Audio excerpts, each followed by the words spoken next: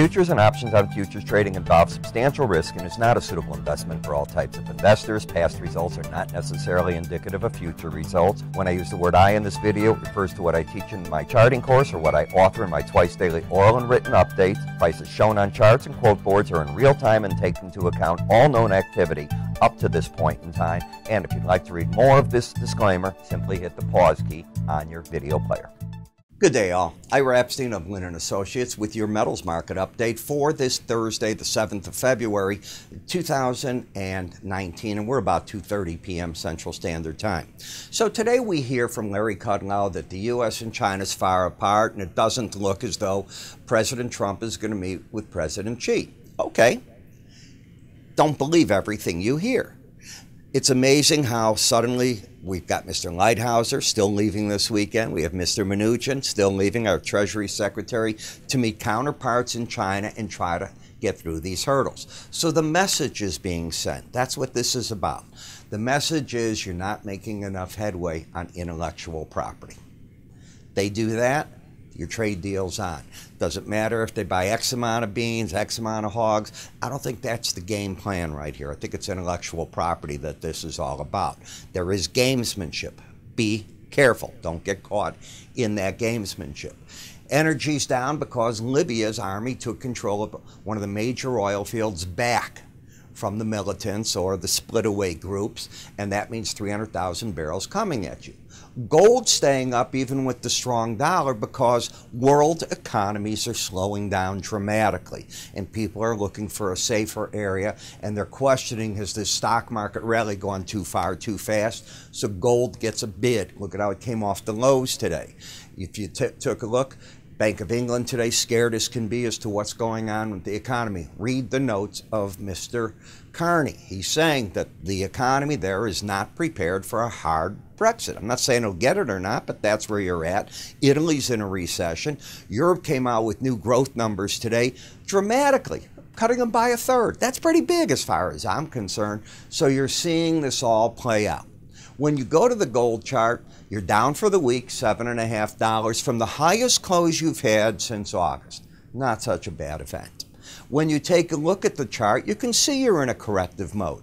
You began that and you're still very much in it. You've got the pattern of lower highs, lower lows. Now, one of the things that I've been writing in my report to my customers is, number one, I don't look for a hard break in the metals right here. Number two, I've been looking for support at the 18-day average of closes, what I call that line in the sand. And you tell me what this market did today. It missed it, and I do say that, by 60 cents. Not a dollar, 60 cents, bounced away. So the zone, that's all I care about. The zone did its job of holding. The market had been ahead of itself when it got over the upper Bollinger Band, pulled down into it. The market's momentum is overbought and is trying to correct. As you can see, you still have one of the numbers over 70. Any numbers that are over 70, not going sideways over 80, are what? I define that as being overbought. So I have a market with the trend down as defined by the swing line, the bias up because you're over the 18-day average, and momentum trying to correct a little bit.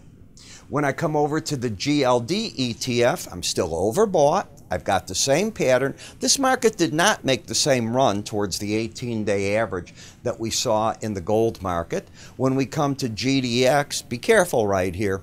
You still have the embedded reading where both numbers are over 80, and they've been staying over 80 for days. But if you lose that, it's often a sign that price and the 18-day average want to come together. So I'd be keeping my eye on that. You still got time left to see how this market does before the day finishes out, because I'm recording at 2:30. There's still another half hour of trading. The gold-silver ratio got up to a peak yesterday with a little correction, which means silver is grabbing traction, and magically, what number? That 18-day average of closes. It hit it yesterday. It's hanging in there. That doesn't mean you can't work lower. This is the neutral area on the chart. So the market finished that bullish run, corrected, and now it's got to decide what next. That's where I think you're at. A market that's full of surprises today is copper. Copper's only down 75 cents. Still has what I call that embedded reading. So let's think this through. President is not going to meet with President Xi. Is there going to be a tariff increase March 1st? Copper doesn't think so. After this monster rally, you're down 75 cents?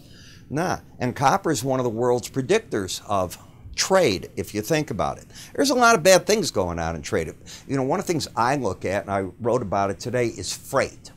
You heard me, freight. How do you move iron ore? How do you move copper? How do you move aluminum? All these type of different commodities.